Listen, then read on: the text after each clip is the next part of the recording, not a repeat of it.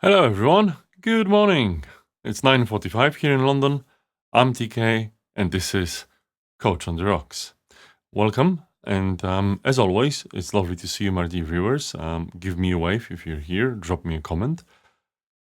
Today, I wanted to talk about an interesting article and an interesting phenomenon. The article is in the Harvard Business Review by a fellow leadership coach, Dina Smith, and it talks about something that pertains to if you're a leader or a member of the people or HR team, what can happen quite often is people come and dump their emotional problems or their situation onto you.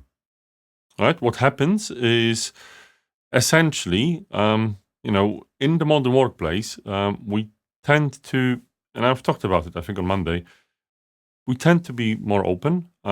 We do care more about well-being, and if there's a situation that an employee has, or someone that's like a member of your team, what can happen is they might come in and just expect you to take all of it in.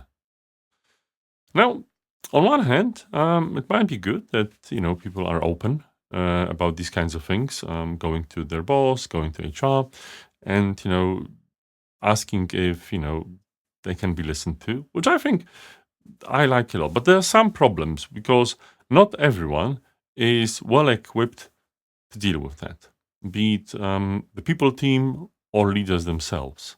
Chances are, what might happen is you might get overwhelmed.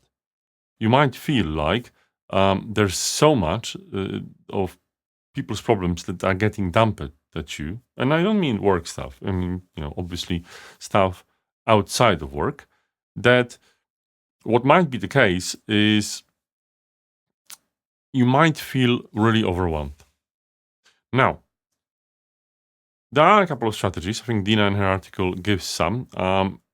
Cool ones are, first of all, to make sure, if you're a bit of an empath, to listen to understand, not necessarily to feel.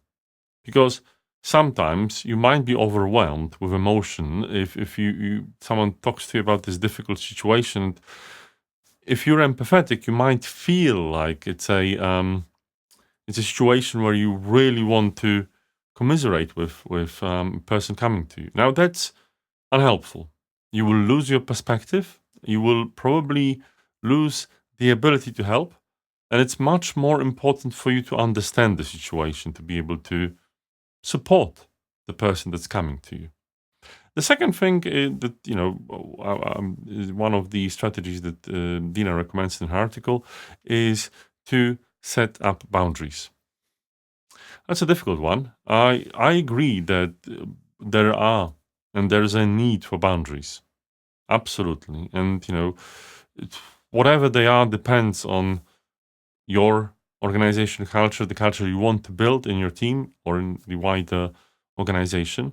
But I think it's important that we all understand where the boundaries are and we're open to talk about it. Now, obviously, setting the boundaries that are too tall or too wide might be counterproductive to openness. And I've talked about it before. So beware to set the boundaries to make sure that as a leader or in HR, you are able to remain in your mental and just well-being. But there's one tip that I will add to her wonderful tips, which is ask if the employee would like to have a coaching conversation.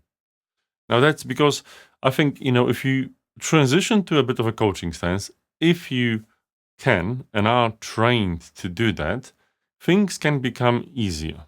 Now, in a coaching stance, you do listen to understand. You do believe and want to support the person, but you help them through driving action.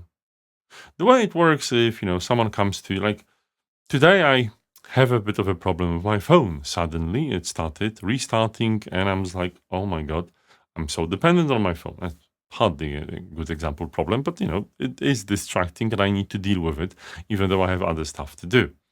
And it's very interesting, and yeah, it might be unsettling. It's how did we grow so attached to technology? Nevertheless, the big question that I myself, as a leader, would ask someone like this is like, okay, well, I understand, it might unsettle you, and you might have wanted to travel. Now you need to possibly rearrange things. But the question is, yeah, what are you going to do about it? What's the what do you want to happen, right? Do you want someone just to listen to it, which is fine? I understand that's a need. Or maybe you'd like to deal with the problem. Some problems might be impossible to deal with. There are some very challenging life problems, which I'm sure we can all imagine. Let's not talk about them too much, but it's not something you can deal with. But what you can do, however, is deal with your attitude to them, right?